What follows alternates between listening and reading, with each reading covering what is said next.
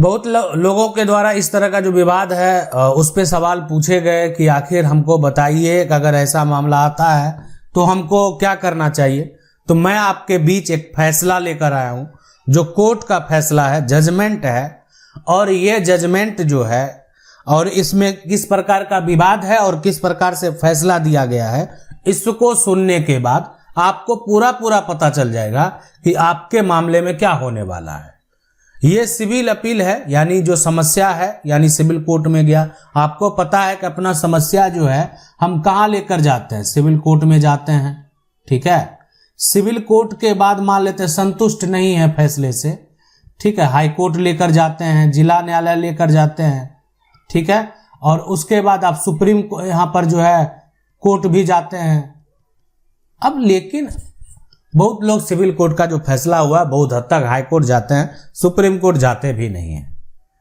आज जो ये फैसला है इस का यानी वर्सेस बाबू राम और संतोष सिंह के बारे में, पहले भी हम एक बार इसका चर्चा किए हुए थे, लेकिन आज बेहद जरूरी हो गया। इसलिए बहुत सारे जो एक तरह से साथी हैं उनका एक समस्या आया कि ये मेरे साथ हो रहा है और मेरे साथ हो रहा है तो मैं क्या करूं, मैं कहां जाऊं, मेरे साथ ये जाति हो रही है। समस्या उनका जो अगर आप सुनेंगे तो आपको भी लगेगा कि ये तो सही में गलत है।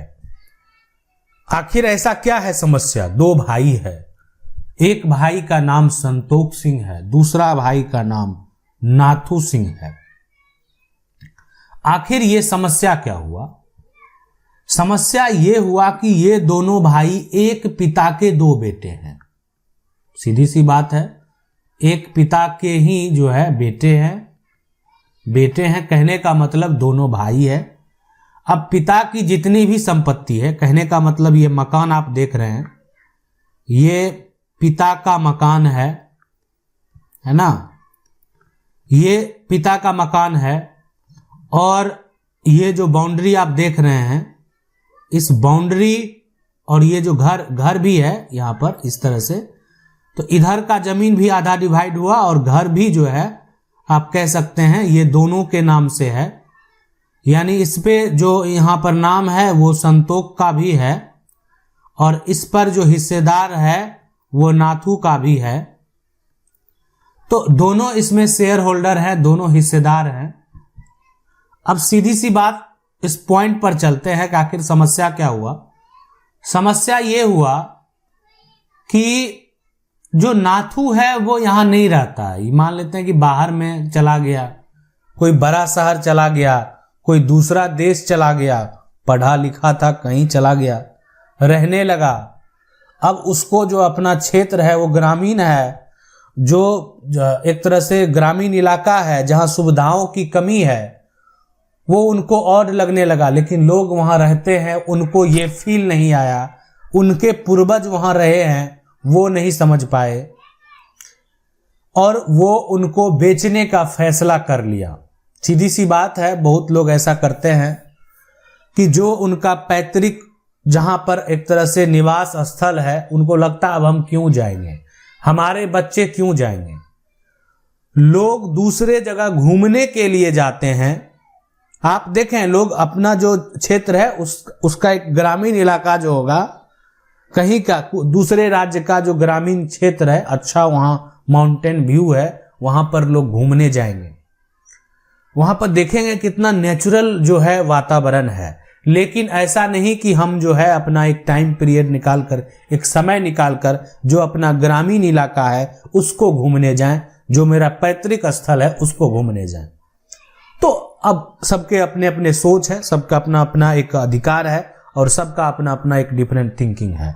वो जो है अब सबका अलग हो सकता है।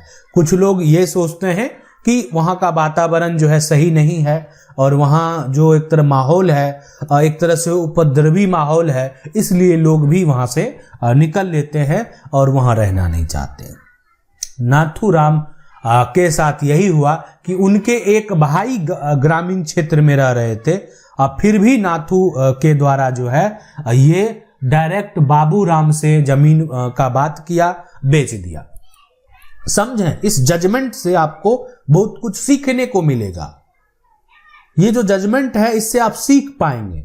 और ये जो संपत्ति है ये पिता की है, ये संपत्ति इनके दादा की थी, है ना, ये संपत्ति इनके परदादा की थी, परदादा की थी। लेकिन आज ऐसा क्या हुआ? आज ऐसा ये हुआ कि नाथू जो है वो बाबूराम से बात किया और जमीन को जो है जाकर बेच दिया। जमीन आया और जमीन की रजिस्ट्री किया, पैसा उठाया, पैसा ले लिया, चला गया, है ना। अब जो है बाबू राम है, अब बीच में जो संतोष सिंह देखा कि ये तो मेरा घर है, ये मेरा दरवाजा बेच दिया।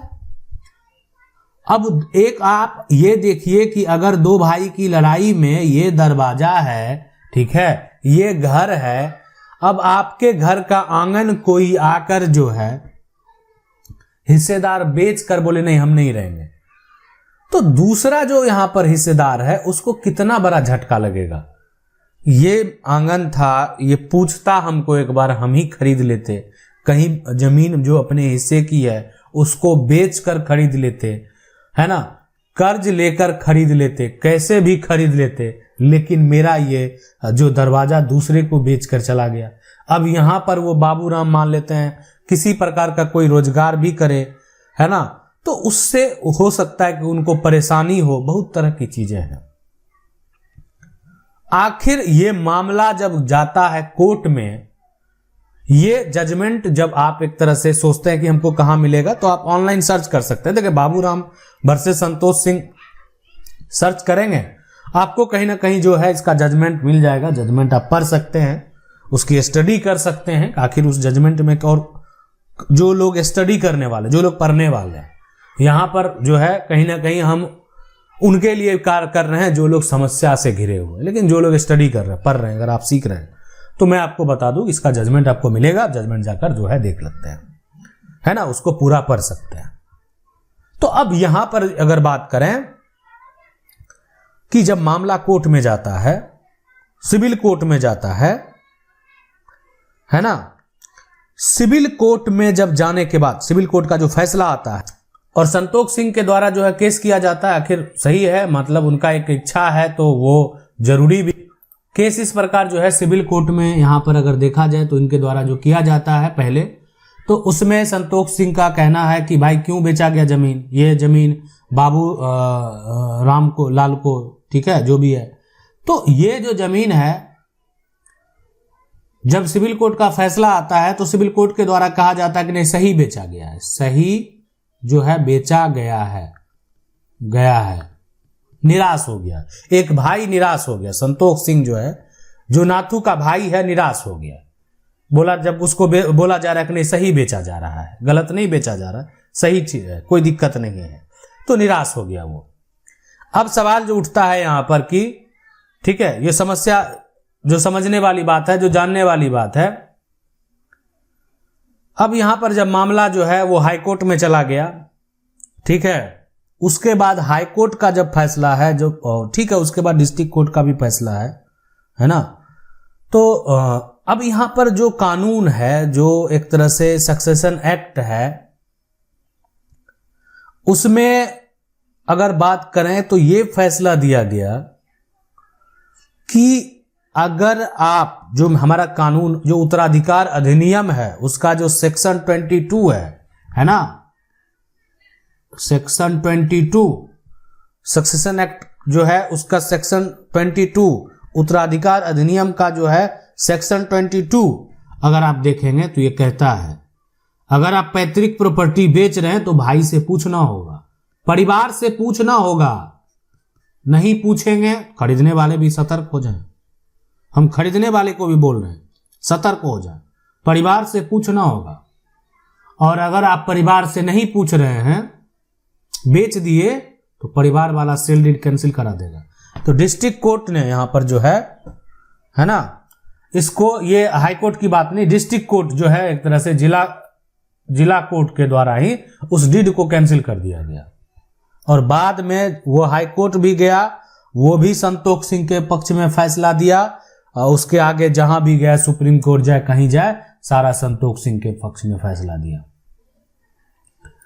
तो ये मैं आपको कहना चाहता हूं, इस जजमेंट से आप क्या सीखे, इस जजमेंट से ये सीखे कि पैतृक संपत्ति अगर आप बेच रहे हैं और वैसा पैतृक संपत्ति बेच रहे हैं जो कि जिस पर अब वो उनका समस्या दूसरे भाई को है, तो भाई कभी भी सेल डीड कैंसिल करा सकता है। दूसरी बात, पैतृक संपत्ति को खरीदने वाले कहीं भी किसी का अगर मान लेते हैं मकान खरीद रहे हैं, घर खरीद रहे हैं, तो अभी उसमें कंफर्म कर लें कि उसका जो भाई है उससे आप क्या करें, सपोर्ट करवा लें कि आइए मेरे सेल डीड पे इस बात की सहमति दीजिए कि मुझे कोई आपत्ति नहीं है।